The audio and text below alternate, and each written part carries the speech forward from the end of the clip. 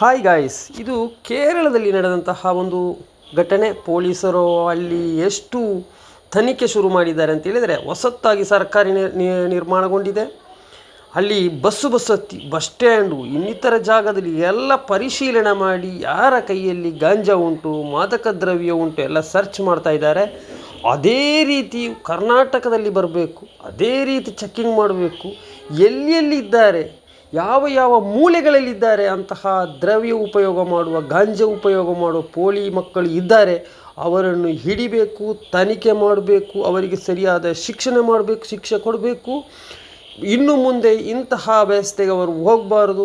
ನಮ್ಮ ಯುವಕರು, ನಮ್ಮ ಯುವತಿಯರು ಎಲ್ಲರೂ ಸೇಫಾಗಿರಬೇಕು, ಯಾರೂ ಇದಕ್ಕೆ ಅಡಿಕ್ಟ್ ಆಗಬಾರ್ದು ಅಂತ ಹೇಳುತ್ತಾ, ಎಲ್ಲರೂ ಈ ವಿಡಿಯೋವನ್ನು ಮುಂದಕ್ಕೆ ಶೇರ್ ಮಾಡಿ. ಕರ್ನಾಟಕ ಗೃಹ ಇಲಾಖೆ ಇದನ್ನು ಬೇಕಾದಂತಹ ರೀತಿಯಲ್ಲಿ ಇಲ್ಲಿಯೂ ಇದೇ ರೀತಿ ಶುರು ಮಾಡಲಿ ಅಂತ ನಾವು ಭಾವಿಸ್ತಾ ಇದ್ದೇವೆ. ಜೈ ಹಿಂದ್, ಜೈ ಕರ್ನಾಟಕ.